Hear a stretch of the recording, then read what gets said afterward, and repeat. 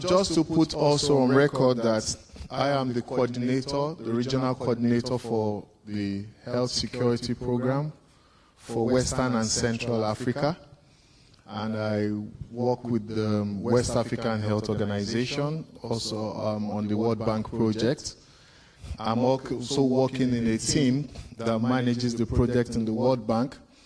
And presenting with me is Dr. Andre Carlito, who is joining us online as well. So after my presentation, I will be inviting him to add his own, contributions to what we have to discuss today.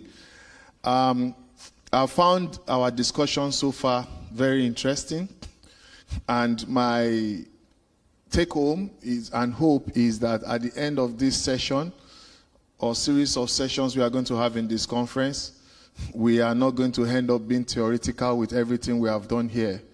At the end of the day, we should be able to put things to practical perspectives.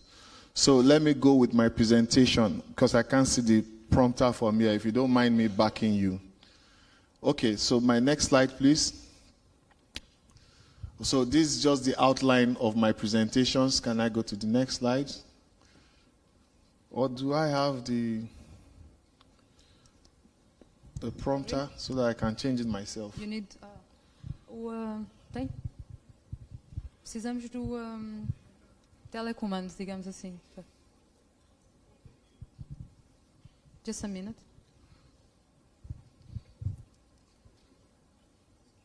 It's facing there. Oh, you mean I can sit down?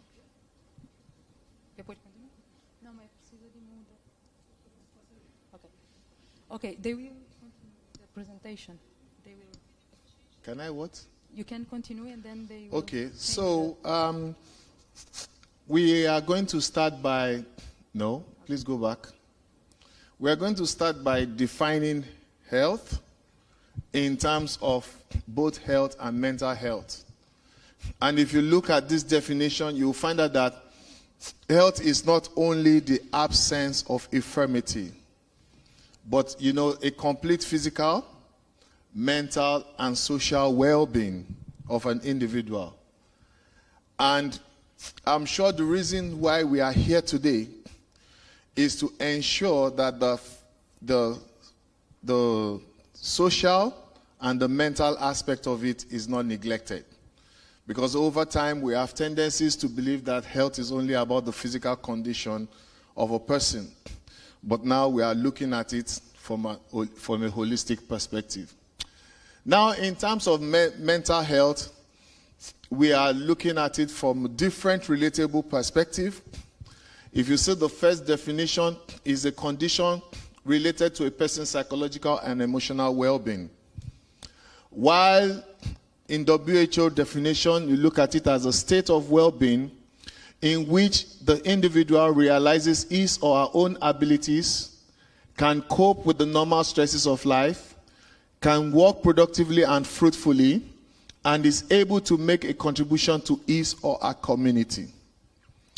And then if you are looking at the clinical definition, you can say mental health is determined by individual psychological and biological factors such as emotional skills, substance use, and genetics.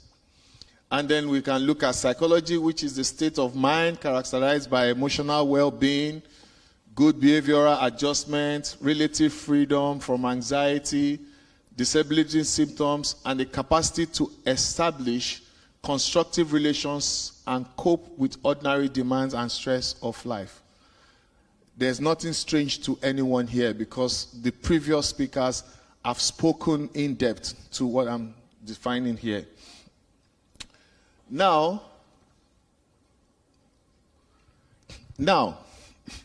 we are talking about happiness, and we have seen happiness from different perspectives.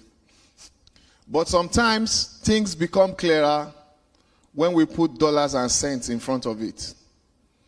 So today, I'm talking about the economic of happiness against mental health. And defining economic of happiness here, you will see that a former academic study of the relationship between individual satisfaction and economic issues such as employment and wealth. It's the survey and indices are used to track the different economics of residents. That means thinking about economic security, quality of work, quality of consumption, pastime, relationships, environment, freedom, and control. Everything has been said by the previous speakers.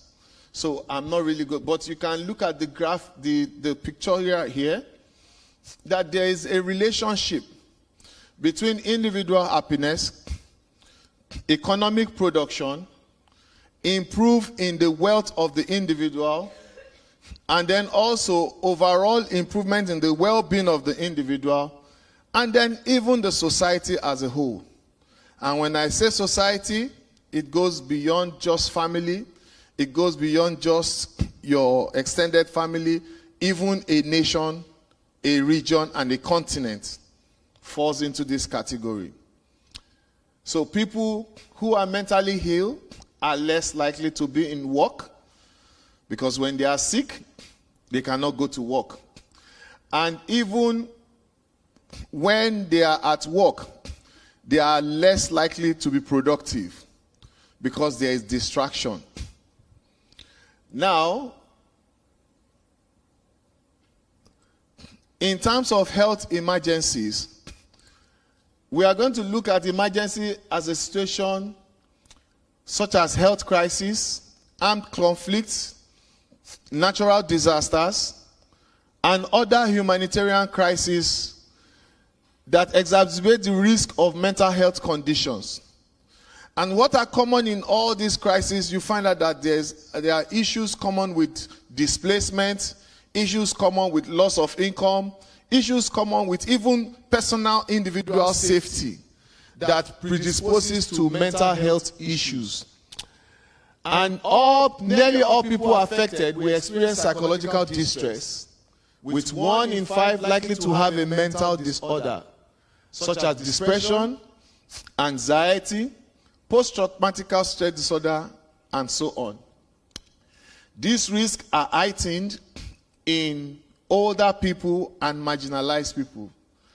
And I appreciate the fact that this conference really has high level of inclusion, especially in terms of interpretation and in terms of signage and all those that takes care of all of us. And that is what we are talking about when we are talking about mental health in health emergency. While emergencies have a detrimental effect on mental health, there has also been shown by studies to provide opportunity for us to build a sustainable healthcare system. We all know about the COVID-19. Enormous resources were pumped into the health system, even unprecedented amount of money. It presented with an opportunity to further strengthen the system. And I can assure you that from the experience we have, at least a lot of laboratory capacity has been strengthened, and a lot of awareness about health has been strengthened. So that is what crisis situation can be an advantage in as well. Now, these are some indices about COVID-19 relationship to mental health. The worldwide survey done in 2020 and 2021 found that there is higher typical level of stress, insomnia, anxiety, and depression. And that by 2022, the levels had lowered, but they were still higher than before 2020. So COVID-19 exposed us to a lot of mental health issues, according to the studies. And a review published at the beginning of COVID-19 pandemic by the author cited, Brooks et al., showed that quarantines could lead to deleterious psychological effects, including PTSD, symptoms, confusion, anger, infections, frustrations, and boredom. So does this isolation practice could affect nearly aspect of a person's mental health. All of us witnessed the lockdown, and it wasn't funny at all, I can tell you. I was separated from my family for like 7 months. I couldn't see them physically. Symptoms of anxiety and depression increased during the pandemic and are more pronounced among individuals experiencing household job loss, the young adults and women, and a systematical review and meta-analysis shows that the prevalence of depression during COVID-19 pandemic was about 40% more in sample of about 45,000 people.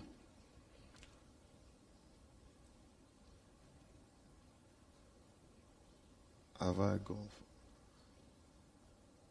Okay, now this is looking at the economic perspective now at a clearer point.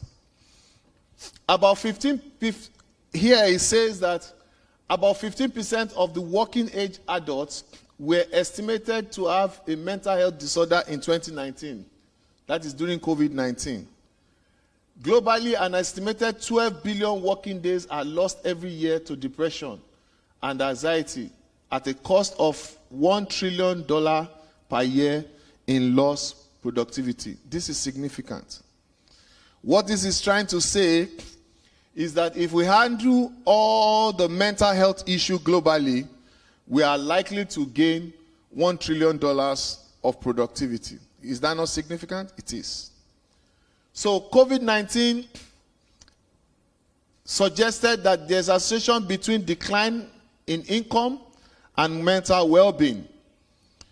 And the introduction of lockdown led to loss of jobs. People who worked in socially interactive environments could not go to work again, and they needed to be, laid off.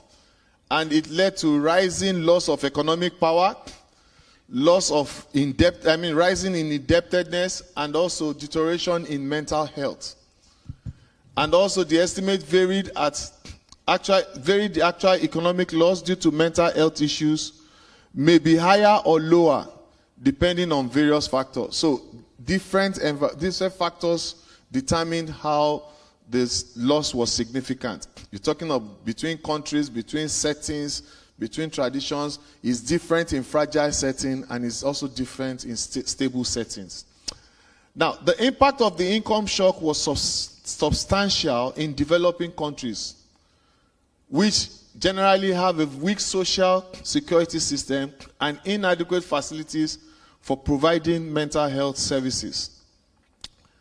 Now, a Lancet study revealed that the global economic loss due to mental health disorders in 2022 was about 1.3 trillion US dollars. That was huge due to mental health during COVID, and includes both direct costs, healthcare expenses, indirect costs such as loss of productivity and reduced economic activities. Looking further at a country level in Nigeria, a study by the Association of Nigerian Psychological Association estimated that the country lost around 3.3 billion US dollars in 2020 due to mental health issues related to COVID-19. Now, this brings us to introduce why I'm here. As the coordinator of the HSPS project, that's the Health Security Program for Western and Central Africa. The program was approved in 19 December 2023, and it's also a program to strengthen the capacity of health system to prevent, detect, and respond to health emergencies. The project presently is in Cabo Verde, Guinea, and Liberia, which are the first cohort of countries to be in the program. And we are estimating that additional 6 to 8 countries will join in July 2025. And WAHO which is the West African Health Organization, an ECOWAS health institution, is a regional coordination partner supported by World Organization for Animal Health. That is WOA. They sound alike, but they are different entities. Okay?